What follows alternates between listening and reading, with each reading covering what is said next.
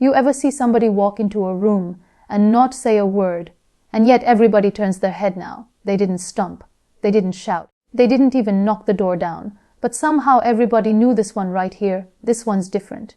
That's India today. And while the world was making noise, throwing sanctions, building alliances, and talking tough, India stayed quiet. Not weak, not scared, quiet, calculating, focused. And let me tell you something about people or nations that stay quiet. They ain't asleep, they're strategizing. See, while the loud ones were chest thumping and showing off military parades, India was building the foundation of something they didn't even want you to see until it was already done. And when they finally showed their hand, man, the world looked around and said, wait, what just happened? Because India didn't just make a move. India made the move, a silent move. And that move, it changed everything. Now you got to understand where this story starts. It didn't begin on the battlefield. It didn't start in some government summit. No, sir. It started when India decided to stop playing by somebody else's rule book. When India said, we ain't asking no more. We're acting. While other nations were busy playing puppeteer, India was cutting the strings. While some were trying to force dependence, India was building independence. And I'm not just talking about missiles or satellites. I'm talking food security, energy security, financial resilience. India said, we're going to feed our people, fuel our machines, and fund our own dreams. And we're not going to beg nobody to do it.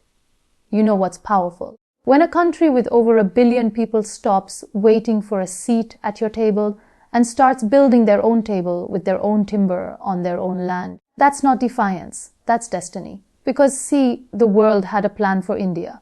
They wanted her to be the back office, the cheap labor, the outsourced capital, the place where you dump your old tech and make profit off of it.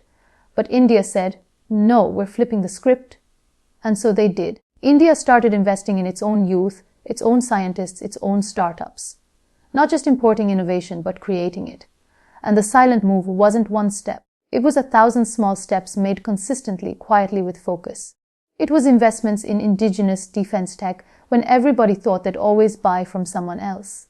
It was building digital infrastructure for the future when other countries were still arguing about 4G. It was creating a payment system so efficient even the richest nations were like, wait, how are they doing that? And you know the crazy part, India never made a scene. They didn't go around banging drums about it. They didn't issue threats or ultimatums. They just kept building, kept growing, kept rising. And somewhere along the way they went from emerging to unstoppable. And the world finally noticed. Not because India shouted, but because their silence echoed louder than most nations' noise. Now let's talk about diplomacy. Everybody thought India would just follow the West or bow to the East. But India chose neither. They said, we're not here to pick sides. We're here to stand tall. And that made a whole lot of people uncomfortable because for decades India was seen as a maybe. A partner in progress, sure, but not a global power. But India didn't wait for your permission to level up. They just did it. They didn't isolate themselves either. Nah, they moved with elegance. They formed trade pacts not because they were desperate, but because they were desirable. Countries started lining up not to give aid, but to strike deals. Nations that once saw India as a market now saw them as a maker. And in the silence of this transformation, India became something else entirely, indispensable. And while all this was going on, people started to wonder what's their end game. Let me tell you, it wasn't domination, it was dignity. See, India never wanted to conquer the world. They wanted the world to stop underestimating them. They didn't want to rule others. They just refused to be ruled. And that's a powerful kind of leadership. The kind that uplifts rather than oppresses. Now, here's where it gets real interesting. As tensions rise globally and lines get drawn sharper, there's one country that everyone wants to keep close. You guessed it, India. Because India didn't burn bridges. They built options. They kept doors open with the US, Europe, Russia, the Middle East, and Asia. And now when alliances get tested, people start looking at India and saying, can you mediate? Can you stabilize? Can you help? And guess what? They can because they earned that seat. Not through noise, not through threats, but through quiet strength. It's like that kid in school who don't talk much, don't brag about his grades, don't get into fights, but when the time comes for the science fair, he rolls up with a robot that makes the teacher cry. That's India. Silent, patient, underestimated. And then boom, game changer. Now don't get it twisted. The silence was never weakness. It was wisdom. India saw the noise, saw the chaos, and chose discipline. While others were trying to flex muscles, India was strengthening the spine. They dealt with their challenges, internal and external, with resilience. And the world was watching even if they pretended not to. See, the silent move wasn't just economic or diplomatic. It was cultural. India reminded the world of something it had almost forgotten. Values. In a time when power was measured in weapons and wealth, India brought back compassion, spirituality and knowledge. Not to preach, but to lead by example. They showed that progress doesn't have to mean losing your soul. That tradition and technology can walk hand in hand. And let's talk about the diaspora. The Indian brain power scattered across the globe. Silent warriors in labs, startups, universities and boardrooms. For years they carried the pride of their homeland quietly. And now as India rises, they rise too. It's a silent army. No boots, no bombs, just brilliance. And when those minds connect back with the motherland, what you get is a force that no superpower can ignore. But here's the kicker. India didn't rise by copying. They studied, yes, they learned, absolutely. But then they innovated. They didn't just mimic. They mastered. They didn't just follow. They forged their own path. And when you build something from scratch, brick by brick, rooted in your own soil, nobody can shake it easy. And now look around. Who's setting the tech standards? Who's leading space missions that cost a fraction of what others pay yet hit the bullseye? Who's exporting defense tech when they used to be import dependent? Who's creating a digital economy so inclusive even the rural heartland is going cashless? It ain't the usual suspects. It's India. And they didn't get here by shouting. They got here by moving in silence. Let me tell you something real. Silence is powerful. It ain't empty. It's full of preparation. It's loaded with intention and India's silence. That was the storm before the wave. A wave that changed markets, shifted alliances, rewrote global equations. You know why this is important? Because in a world obsessed with attention, India showed the power of intention. While others chased headlines, India chased purpose. And that purpose is now turning into presence, a global presence. And nobody can look away anymore. Even those who tried to keep them in the developing category have no choice now but to say, all right, we hear you. Because when you move in silence, but your results roar, you don't need to shout. And let me say this too, India's rise isn't a threat. It's a template, a message to every nation out there that's been overlooked, overruled, or overwhelmed. You don't need to make noise to make history. You just need vision, discipline, and unshakable belief in your own worth. And when you move with that mindset quietly, the world has no choice but to take notice. So, what was India's silent move? It wasn't just one. It was saying no to dependency. It was saying yes to self-belief. It was refusing to be played in the great geopolitical game and becoming a player on their own terms. It was teaching the world that strength doesn't always shout. Sometimes it simply shows up unbothered, unshaken, and undeniable. India's silent move changed everything. It didn't flip the table. It built a new one.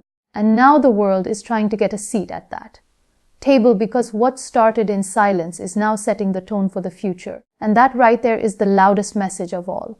Silent cultural diplomacy via cinema, yoga and soft power made India a global influence without armies. What we are witnessing today is not the rise of a traditional empire with guns, tanks and aircraft carriers, but the emergence of a civilization power that never needed to conquer land to conquer hearts.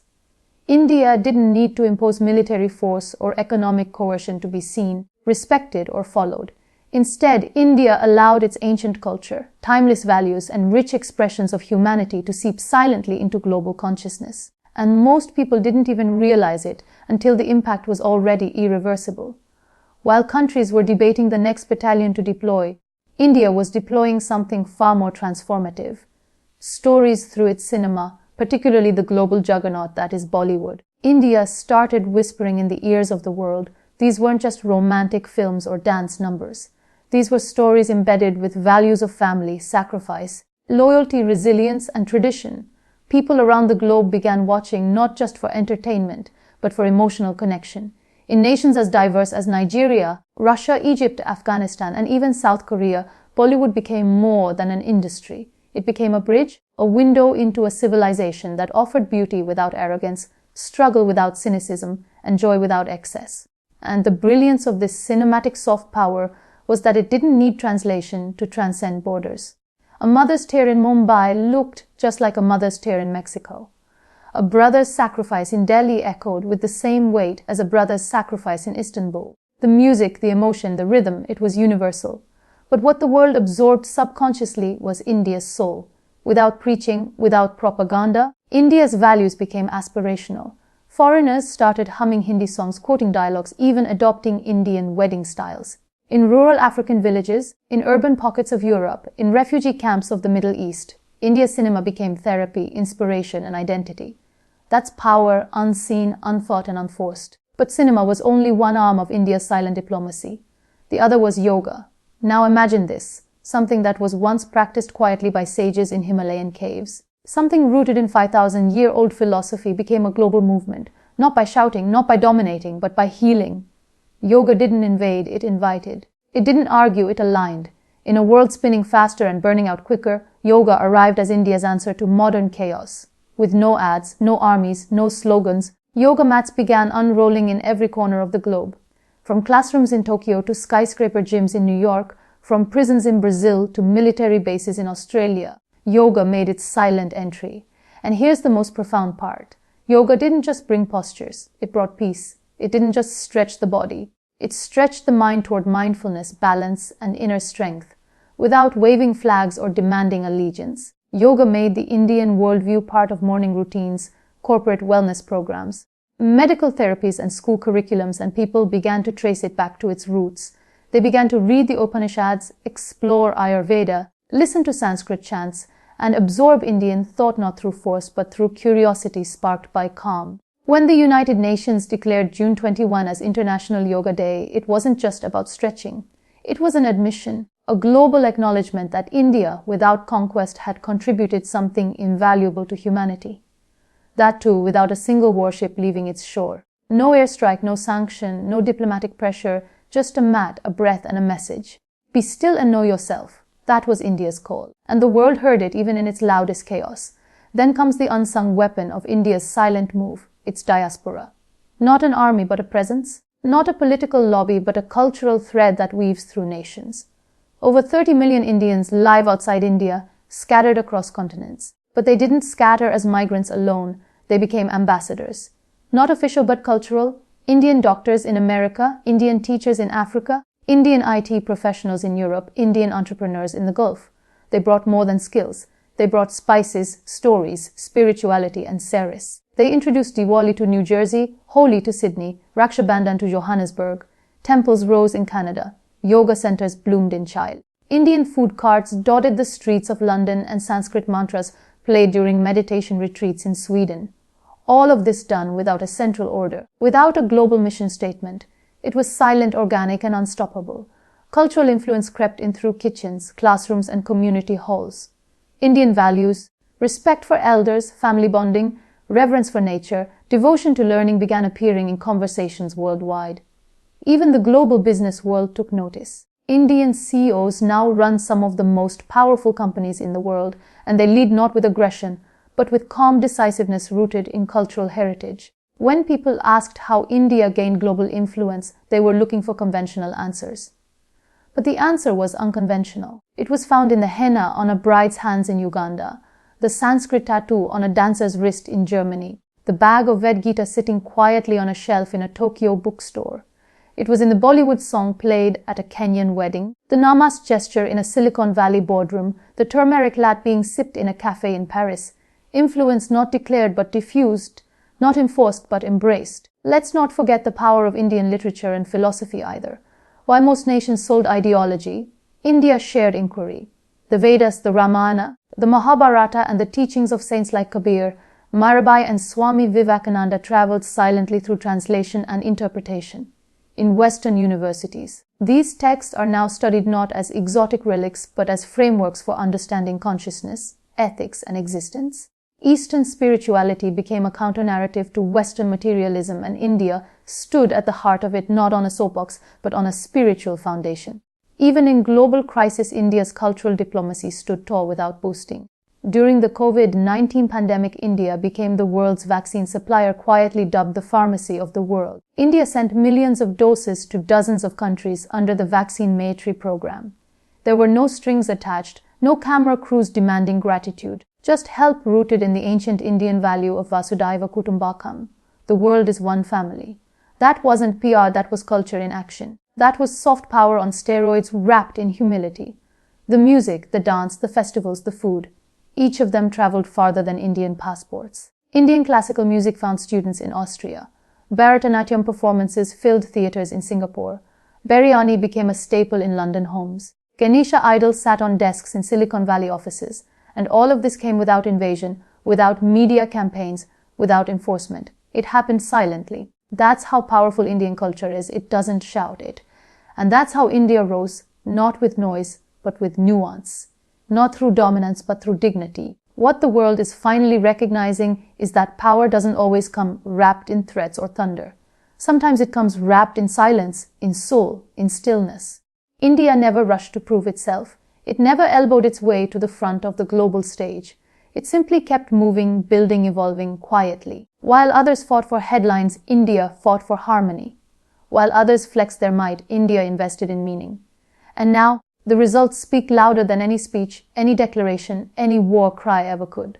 This was not a rise manufactured overnight. This was the awakening of a civilization that had always been rich, not just in resources but in wisdom, art, spirit, and resolve. India didn't come to replicate the West or to challenge the East.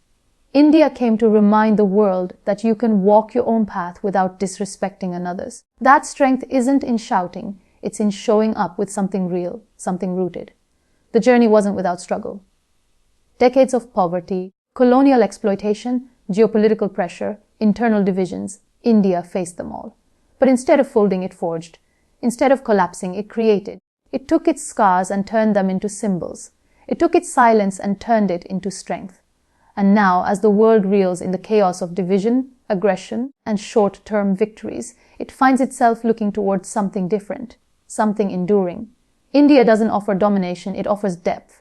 Not orders, but options. It offers a model of progress where culture isn't crushed under development, where ancient values guide future innovation, where humility isn't seen as weakness but as wisdom in motion. While others exported ideologies, India exported empathy. While others enforced policies, India extended its philosophy. And without making a sound, it became a voice, one the world could no longer ignore. This is more than a geopolitical realignment. This is the quiet revolution of consciousness. It's the rise of a civilization that never fell, only waited for its moment. And that moment has arrived, not in the form of conquest, but contribution. Whether it's vaccines in a crisis, yoga in a stressed society, Bollywood on distant screens, or CEOs leading global firms with spiritual clarity, India's presence is no longer optional. It's essential. The world doesn't just want to trade with India now. It wants to learn from India, from its patience, its persistence, its peace. So, when history books are rewritten, when students in future generations ask, how did India rise? The answer won't lie in a single speech, policy, or battle.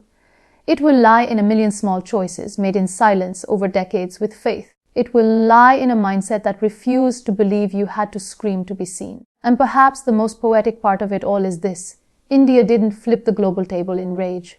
It built a new one in peace.